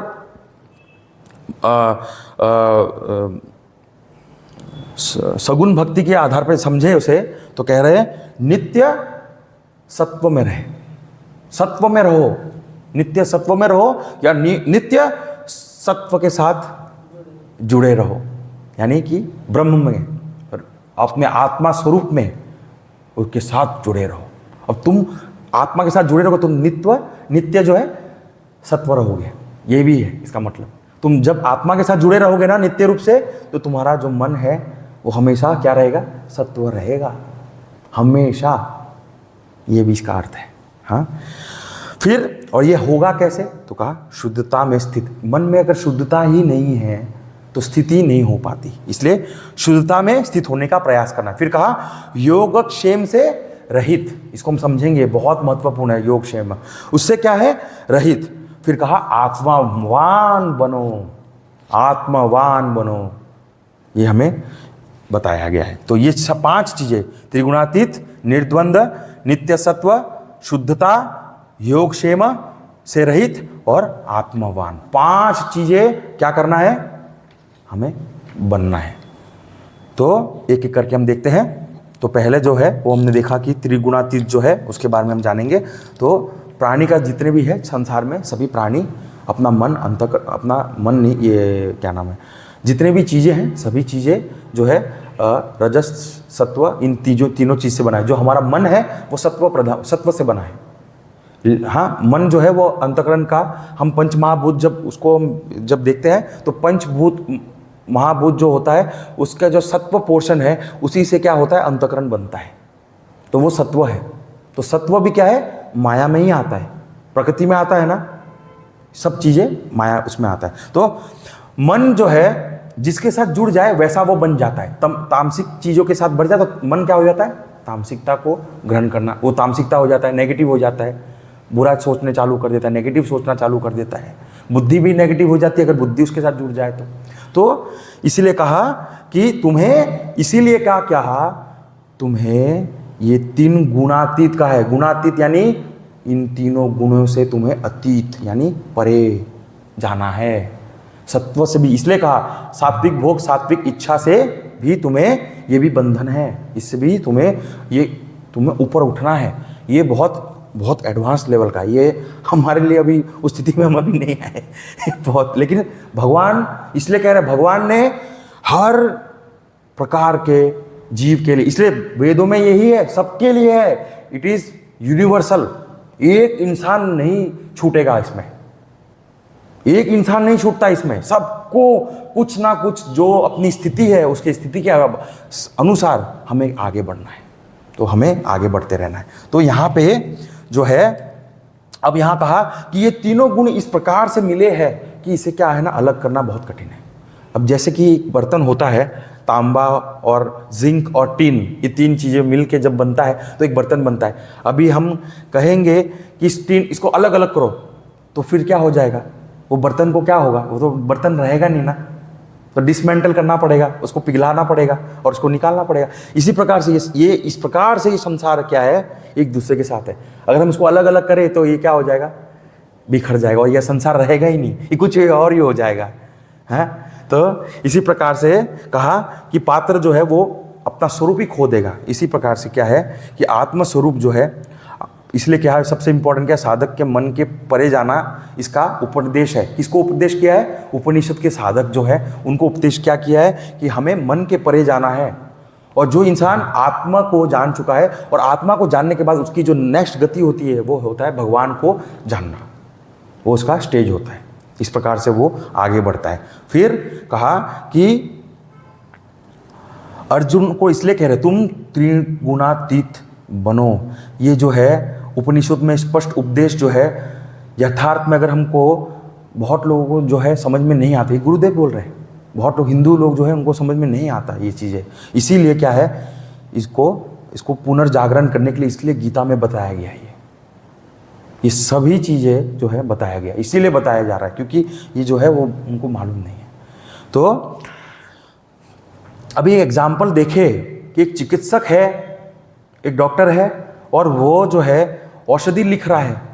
अब वो औषधि मिलता ही नहीं है इस संसार में, हाँ, तो फिर उसका क्या मतलब है? वह तो बिल्कुल ऐसा नहीं होना चाहिए ना, क्योंकि वो है इसलिए उन्होंने लिखा होगा। तो उसी प्रकार से जहाँ ये उपदेश किया गया है कि इस प्रकार से तुम्हें त्रिगुणातीत बनना है, तो उसके लिए तुम्हें कौन सी साधना करनी है वो भी तो बताना पड़ेगा। खाली बता दिया कि तुम त्रिगुणातीत बन जाओ, बनेंगे कैसे? वो तो भी तो बताओ आप, हाँ। तो इसीलिए हम उसको देखते हैं। तो अभी जो है यहाँ पे क्या है, वेद जो है हमको समझना है, उपनिषद नहीं है यहाँ पे। यहाँ जो वेद जो है, यहाँ कर्म और उपासना के बारे में बात हो रही है, कर्म उपासना। और यहाँ जो है 90% जो है वेदों में 90% कर्म और उपासना ही है। बाकी सब चीज़ें जो है ना वो ब्रह्म विद्या वगैरह बहुत कम है, ज्ञान कांड बहुत कम है, उसमें ज़्यादा नहीं है। तो साधन साध्य जो है कर्म फल में, उसी में क्या है वो उसका होता है। फिर जो है, हाँ, अब जब हम कुछ भी यज्ञ करते हैं तो उसमें क्या होता है, बहुत हमको ध्यान रखना पड़ता है। क्या क्या, ब्रिक लाया, ब्रिक भी हमको सही सही रूप में ब्रिक चाहिए, अच्छे, और गिन के होता है, नाप होता है, उसका क्रम होता है। और फिर लकड़ी कहाँ से लाए हो, तुम तोड़ के तो नहीं लाए हो, या गिरा हुआ है, या फिर सूखा हुआ है, या फिर पेड़ की टहनी जो है वो लाए हो, क्या लाए हो, वो भी कौन सी पेड़ है वो भी हमें जानना है। ये सब चीज़ों का क्या है हमें ध्यान रखना पड़ता है। तो क्योंकि फल जो है उसकी प्राप्ति के लिए हमें बहुत ध्यान रखना चाहिए कि किस प्रकार का वो मटेरियल यूज़ कर रहे हैं हम, किस प्रकार की शुद्धता है उसमें। इसीलिए हम जब यज्ञ भी करते हैं ना तो बहुत प्रकार का यज्ञ भी होता है, तामसिक भी यज्ञ होता है, अब वो तो हम सब जानते हैं, तांत्रिक वगैरह जो कहते हैं, तो वो भी होता है, तो उसका भी फल मिलता है। और तो ये हम लेकिन उसको नहीं करते, वो हमारे लिए ठीक ही नहीं है। क्योंकि अगर जो इंसान इस प्रकार का करता है ना, उसको कहते हैं कि ये ब्रह्मा जब तक इसका जो 100 ईयर्स होता है ना, जब तक उसका 100 ईयर्स ख़त्म नहीं होता ना, तब तक वो उसका क्या है, उसका जन्म ही नहीं होता, उसको भोगना पड़ता है पाताल लोक में। इस प्रकार का उसका दंड है, इतना बुरा दंड है उसका जो ऐसा करता है। हाँ, तो इस प्रकार से कहा कि 3 गुण जो है अलग अलग है। तो आनंद भी क्या है, 3 प्रकार के हैं, क्योंकि 3 गुण है, अच्छे है, तामसिक है, राजसिक है। तो माया भी तो इसी प्रकार से, माया इच्छा भी कैसा है, 3 प्रकार के है, कर्म भी 3 प्रकार के है, माया भी 3 प्रकार के है, और उसके फल भी 3 प्रकार के हैं। तो ये सब चीज़ें का बहुत उसमें ध्यान रखना पड़ता है। 3 गुण है ना, तो कर्म को जगत में करते हैं, कर्म को करते रहते हैं। और फिर कहा कि ये सब जो है उसमें ही ये सब जो चीज़ें हम देखते हैं ना, तो 40 जो हमने देखा, तो तो इच्छा जो है हम अगर देखें तो क्या होता है कि इच्छा एक प्रकार से राजसिक है, हमने देखा। इच्छा भी बहुत प्रकार के हो सकते हैं, इच्छा राजसिक, सात्विक और तमो हो सकता है सब कुछ। किसी को नाश करना वो भी एक इच्छा ही है, किसी को प्रेम करना वो भी एक इच्छा है, किसी का उद्धार करना वो भी एक इच्छा है। इच्छा तो इच्छा ही होता है। तो निष्काम कर्म क्या करना है, हमें करना है, और एकदम, क्योंकि एक चीज़ है कि सकाम कर्म से निष्काम कर्म की ओर बढ़ने में एकदम समय बिल्कुल एकदम से नहीं होता, हमें तैयारी करनी पड़ती है अपने मन को, और हमें झटका लगता है, लेकिन हमें ये समझना है कि ये झटका ही समझ जाना कि झटका लग गया ना तो समझ जाना कि हमारा समय आ गया है बदलाव का, वरना हमें फील ही नहीं होगा कभी। हम हमेशा वही करते रहेंगे, और जब करते रहेंगे तो वो चलता रहेगा जब तक करते रहेंगे। गुरुदेव भी बोलते हैं जब तक तुम जैसा करते रहोगे वैसा वैसा तुम्हें मिलता ही रहेगा, वही प्राप्त होता रहेगा। एक का एक प्रोसेस करोगे, एक का एक ही रिजल्ट मिलेगा। इसीलिए यहाँ भी हमको एक्सपेरिमेंट करना चाहिए अपने ऊपर भी। तो फिर कहा द्वंद्व। अब जो है यहाँ पे द्वंद्व के बारे में, तो और जो चिकित्सक जो है उन्होंने जो बताया कि उपदेश जो किया गया है उसको हमको करने के लिए हमको कुछ करना भी पड़ेगा। तो कहा समत्व भाव में हमें रहना। द्वंद्व का जो इलाज है वो क्या है? समत्व में रहना। तो जो है जीव जो है वो field with ups and downs, और अप्स एंड डाउन्स खाली ऐसा नहीं समझे ग्रस्त में सभी, जो जब तक कोई इंसान जीवन मुक्त नहीं हो जाता ना, उसके जीवन में अप्स एंड डाउन्स ही है उतने तक, मतलब उसको कल उसको मोक्ष मिलने वाला ना, आज भी उसके अप्स एंड डाउन्स ही चल रहे हैं। तो आप सोच रहे हो कि हम लोग स्पेशल नहीं, सब लोगों के साथ हो रहा है ये। कोई ब्रह्मचारी सन्यासी अगर वो मोक्ष की ओर करीब पहुंच चुका है, उसके साथ भी अप्स एंड डाउन्स हो रहा है। तो ऐसा नहीं समझना हमारे साथ ही हमारे साथ ही सब कुछ हो रहा है, ऐसा नहीं है। तो अप्स एंड डाउन जब होता है तो क्या होना चाहिए? हमारे अंदर तितिक्षा होनी चाहिए, हमें उसे एक्सेप्ट करना चाहिए, ये हमें बताया। और हमको इफेक्ट नहीं होना चाहिए इन सब चीज़ों से, और माइंड जो है हमारा डिस्टर्ब नहीं होना चाहिए। तो और जब हमारा मान अपमान, निंदा, स्तुति, शीतोष्ण उष्ण, ये सब चीज़ें जब हमारे जीवन में जब हमको अनुभव में आता है, तो हमें ये पता होना चाहिए कि ये आया है तो चला भी जाएगा।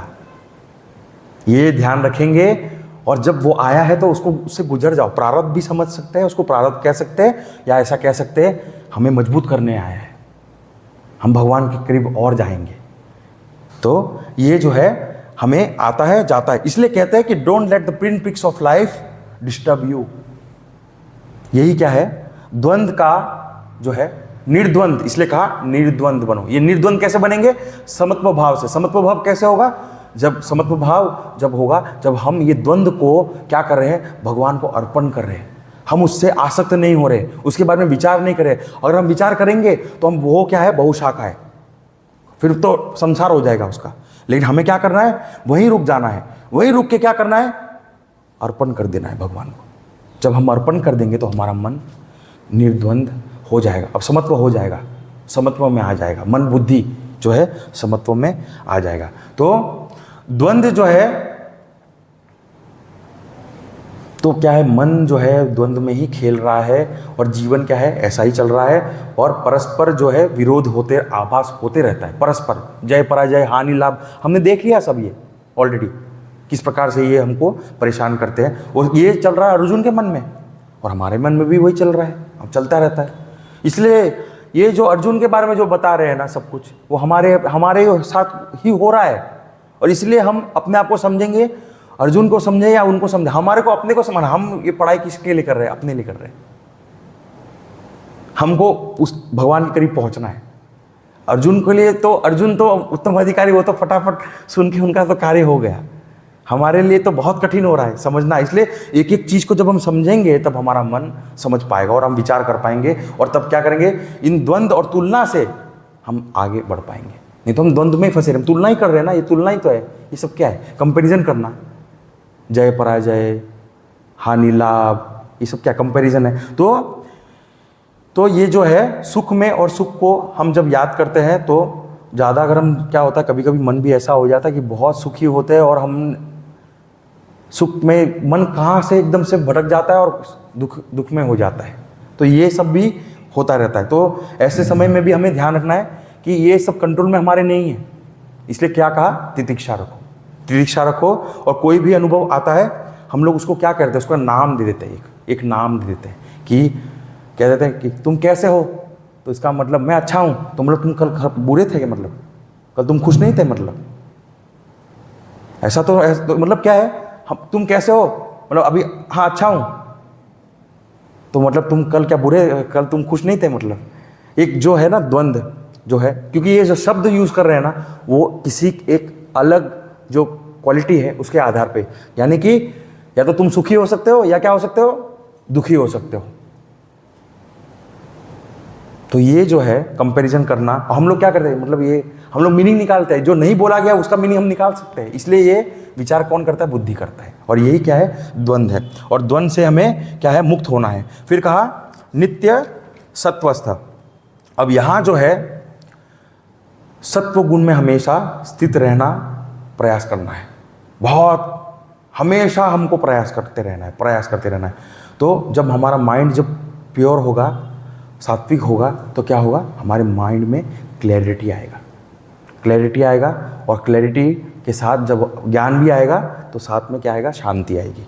और जब शांति आएगी, इसलिए कहते हैं कि माइंड जो है ना, शांत माइंड, जो सात्विक माइंड होता है ना, वो बेस्ट फ्रेंड होता है। लेकिन जो राजसिक और तामसिक माइंड होता है वो हमको परेशान कर देता है, क्योंकि वो जो है हालत जो है बुरा कर देता है। इसलिए कहते हैं कि जो सत्व जो है, नित्य सत्व यानी कि सत्व गुण जो है वो क्या है, बहुत ही सूक्ष्म है। इसलिए बहुत सूक्ष्म है और वो क्या है, स्वभाव से ही शुद्ध भी है। इसलिए ये जब हमारे अंदर आ जाए तो क्या है, हमारा मन शांत हो जाता है, क्लैरिटी आ जाता है थिंकिंग में, और इंस्ट्रूमेंट जो है वो बाहर की ओर बहुत अच्छे से व्यवहार कर पाता है, वरना बहुत कठिन हो जाता है व्यवहार करना। और जब नित्य सत्व होते हैं तो क्या होता है, हमारा मन जो है फोकस में आता है, वैराग्य अपने आप आता है। जब सत्व में आते हैं तो आदमी, ये देखिए, ये सब चीज़ें हमको क्या है, इसका नेचुरल बाय प्रोडक्ट है। यानी फोकस आता है, वैराग्य आ जाता है। इन सब चीज़ों में हमको इच्छा ही नहीं है, क्योंकि हमारा मन जो जिस चीज़ के लिए हम प्राप्ति करने के लिए हम प्रयास कर रहे थे वो हमें प्राप्त हो गया। शांति के जो अनुभव करना चाह रहे थे, आनंद का अनुभूति करना चाह रहे थे, वो नित्य सत्व में है, वही तो चाहिए था। तो हम बाहर क्यों जाएगा दिमाग, क्यों बाहर हमारा मन विचरण करेगा, ये चाहिए वो चाहिए, ये नहीं चाहिए। ये अभी मुझको और देखेंगे आने वाले श्लोक में, ये इसके बाद वाला श्लोक और इसके बारे में बताएगा कि उसका कैसा है। तो साधना क्या है, फिर जब मन ऐसा शांत हो जाता है तो क्या कर पाता है, साधना कर पाता है। साधना तभी क्या होता है, कर पाता है। और डिवोशन जो है बढ़ता जाता है। डिवोशन एक्चुअली ये सब करने के बाद ही ये सत्व में, ये मतलब कि जिन इंसान ने फोकस करके किस पे ध्यान लगाया है, सिर्फ और सिर्फ भगवान पे ध्यान लगाया, डिवोशन किया है और सब चीज़ को त्याग दिया भगवान के लिए, और जिसने साधना किया भगवान को प्राप्त करने के लिए, ये सब करते हैं ना, तब क्या होता है, वो नित्य में सत्व में स्थित हो जाता है। और जो नित्य सत्व में स्थित हो जाता है तो ये सब भी आता है, फोकस है नेचुरली, वैराग्य है, डिवोशन तो ऑलरेडी है, और साधना भी कर रहा है। तो ये सब चीज़ आपस में क्या है, अगर हमारे अंदर नहीं है तो ये क्या है, साधना है। हमको अंदर डेवलप करना ही है। ये सब चीज़ें हम डेवलप करेंगे तब हमारा मन सत्व में रहेगा, तभी हम कुछ कार्य कर पाएंगे। और कहा कि हमेशा सत्व में रहना कठिन होता है, कोई भी नहीं रह पाता, स्पेशली साधक और सभी लोग, बहुत कठिन होता है। तो क्या होता है, तमस आ जाता है। अब तमस जब आ जाए ना, तब उसको तुरंत उसको सत्व में जाना नहीं होता, पॉसिबल नहीं है, इट इज़ नॉट पॉसिबल। इसीलिए उसको रजस लाना पड़ेगा। और कैसे लाएगा, तो तमस लाना है तो उसके लिए हम क्या कर सकते हैं, हमारे अंदर तमस ज़्यादा है, तो हम उसको अगर हटाना चाहते तो हम क्या कर सकते हैं, तो उठ जाओ, मुंह धो लो, नहा लो, पूजा कर लो, हाँ, रजोगुण लाओ। इसलिए सुबह सुबह सबको करते हैं ये, फटाफट रजोगुण आ जाता है। एक बार जब रजोगुण आ जाए ना, उसके बाद क्या है, फिर सात्विक जो है हम कार्य कर सकते हैं। तो इसलिए ये सब करना हमको ज़रूरत है, नहाना धोना, सब करना, सफाई करना, ये सब कार्य सुबह सुबह सब ज़्यादा एक्टिव होता है ना, सबसे ज़्यादा काम सुबह ही होता है ना, घर का काम सबसे ज़्यादा। इसीलिए क्यों एक्टिव हो जाए, रजस आ गया, नहीं तो नींद आ रहा है, वापस हो जाता हूँ, ऐसा नहीं होना चाहिए, है ना। तो ये क्या है, तो यहाँ पे अगर देखा जाए तो हम क्या है, कर्म, नींद और विचार, इन सब को भी क्या कर सकते हैं, सत्व बना सकते हैं। तो नींद का एग्जाम्पल हम देखते हैं, विभीषण जी है ना, जब हनुमान जी वो गए थे, विभीषण जी सो रहे थे, सुबह 4 बजे, मतलब सुबह की ब्रह्म मुहूर्त का समय था, और वे उठते ही सीधा राम राम राम, उठे और राम राम, यानी सत्व में, जब वो सत्व में थे और सत्व में सोए, और जब उठे तो भी सत्व में ही उठे, भगवान का नाम, भगवान का स्मरण चल रहा है। नहीं तो हम, अरे क्या है, सुबह का टाइम उठना पड़ रहा है अभी, हमारा ऐसा हो गया। वो भगवान राम राम राम राम, सुबह उठते ही, तो ये क्या है, नित्य सत्व, उठते ही भगवान का नाम आना चालू हो जाता है। या फिर कहते हैं योग निद्रा, जितने भी जीवन मुक्त है ना, स्थित प्रज्ञ हम लोग लक्षण देखने वाले हैं, वही है जीवन मुक्त। वे भी क्या करते हैं, सोते कितने, 3 घंटा 4 घंटा, उनका उसको कहते हैं योग निद्रा। निद्रा भी क्या है, योग है। तो ये क्या है, तो ये सब तमस है। देखिए सोना क्या है, तमस का, तमस में तामसिक होता है, लेकिन हम इसको भी क्या कर सकते हैं, सत्व बना सकते हैं। तो हर प्रवृत्ति को क्या करना है, हमें सत्व बनाने का कोशिश करना चाहिए। और हमारे अंदर जो आलस है, अविद्या है, वासना, अज्ञान है, प्रमाद है, टालना है, प्रोक्रास्टिनेशन है, ये सब तमस है। और रजोगुण यानी फुल कर्म, डिजायर, इच्छा, ये। और सात्विकता ज्ञान, ज्ञान में बहुत रुचि होता है, विचार करना अच्छा लगता है, अच्छा सुनना अच्छा लगता है, भगवान के बारे में। ये सब चीज़ें क्या होता है, जब ये सब चीज़ें हमारे अंदर है तो हमको क्या समझना है, सत्संग करने आए ना आप, तो आप हमको क्या समझना है, सत्व में है इसलिए आए हैं, कर पा रहे, नहीं तो आते ही नहीं। समझ रहे ना। तो ये बात है। तो सारा जो प्रवृत्ति है, विचार है, ज्ञान पूर्वक हमें करना चाहिए। इसीलिए ये जो है हमें बताया गया है। तो और जो कहा गया है कि ये भी है कि हाँ, रजोगुण जो है वो शोकात्मक है, शोक में प्रवृत्त कर देता है। और जो क्या नाम है, तमोगुण है वो क्या है, मोहात्मक, डेल्यूजन में डाल देता है हमें। अब ये जो है तमोगुण जो कहते हैं ना, उसको हम कहते हैं कि एक प्रकार का आवरण है। जो चीज़ हमें है वो हमें कुछ और ही दिख रहा है, वही आवरण के कारण हम कुछ और समझने लग गए, और वही आवरण है। और यही आवरण कॉज है किसका, विक्षेप का। और वही क्या है, रजोगुण, वही क्या है, शोकात्मक, शोक उसका रिजल्ट है। तो आवरण जो है तमस इसलिए कहते हैं, तमस जिसने उसका नाश कर दिया ना, तमोगुण का जिसने नाश कर लिया ना, अविद्या, अज्ञान, माया, जो भी कहो, अव्यक्त भी वही, जिसने उसका नाश कर दिया हो, वही क्या है, उसको भगवान की प्राप्ति हो जाती है। तो पहले हमें क्या करना है, इसलिए भक्ति मार्ग जो है, ये सब जो हम करते हैं, उपासना जो है वो हमें क्या करता है, ये जो है विक्षेप है उसको कम करता है। जब विक्षेप कम हो जाता है ना, कर्मकांड जो कर्तव्य कर्म हम जो करते हैं, कर्मकांड यानी कि जो कर्तव्य कर्म करते हैं, तो उसमें क्या होता है, हमारा मन जो है, चित्त इतना बिखरा हुआ होता है, वो क्वांटिटी कम हो जाता है और चित्त शुद्ध हो जाता है। और फिर उपासना करके हम क्या करते हैं, उसको एकाग्र करते हैं, एकाग्र करके, और फिर मन सत्व में आ जाता है। और मन सत्व में आ जाता है, फिर क्या करना है, उसमें ज्ञान डालना। इसलिए हम अभी ज्ञान को भर रहे हैं। तो ये सब स्टेजेस जब क्लियर होता है, तब हमारे को ये समझ में भी आता है और हमको अच्छा भी लगता है। हाँ, क्या बात है, कुछ सीखने को मिला नया है। तो इस प्रकार से जो है सत्वगुण में विवेक जनित जो है वो शांति हमको प्रदान होता है, वो हमें मिलता है।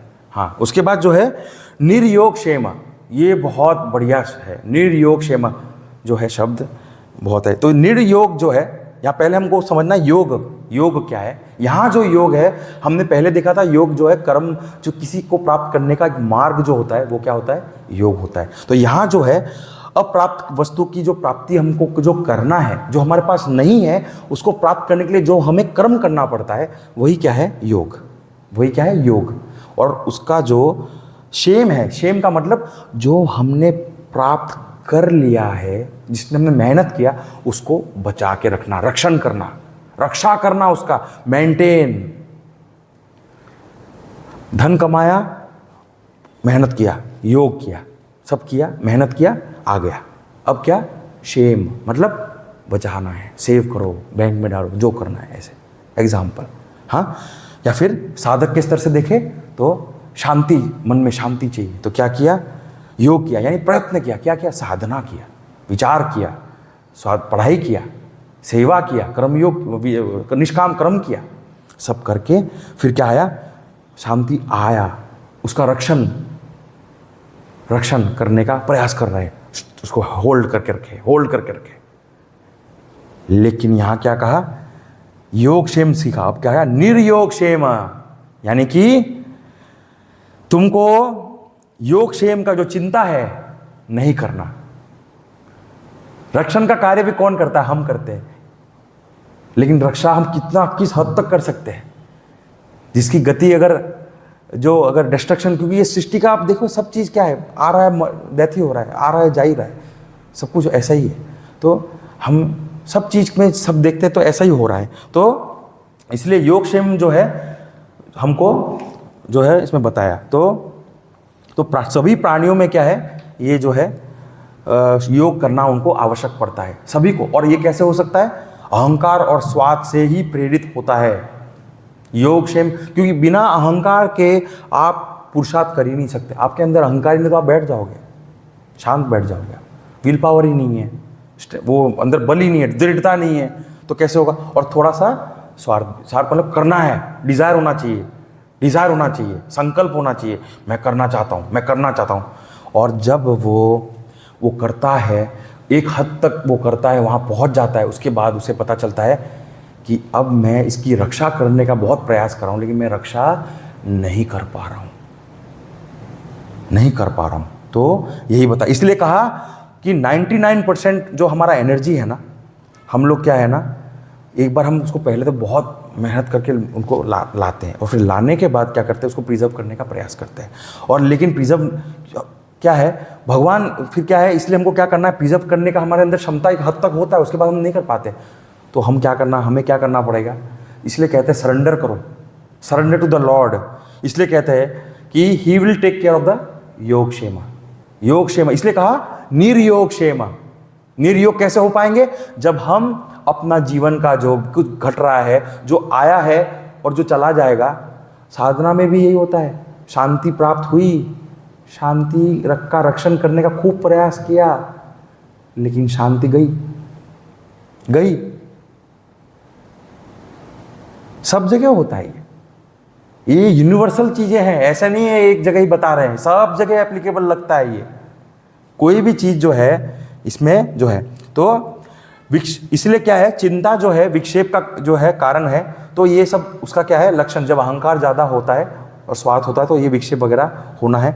तो इसीलिए कहा है कि निर्योगक्षेम का मतलब क्या हो गया, त्याग करना। किसका, एक तो चिंता का त्याग करो, चिंता का त्याग करना बहुत आवश्यक है। चिंता को अगर हमने त्याग किया, तुरंत क्या है, शांति मिलती है। तुरंत चिंता त्याग कर दो, भगवान को अर्पण कर दो चिंता को, तभी क्या होता है। और फिर कहा भगवान पे खूब भरोसा रखो, श्रद्धा रखो, और साथ ही साथ श्रद्धा जब होगा तो हम कुछ अर्पण कर पाएंगे अपने आप को।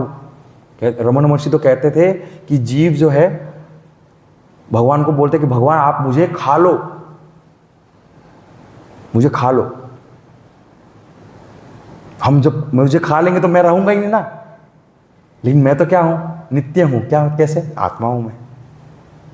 जो चीज अनात्मा है ना उसे खा लो, मतलब कहने का मतलब ये है, अनात्मा चीज ही तो खाया जा सकता है ना। हाँ, तो ऐसा।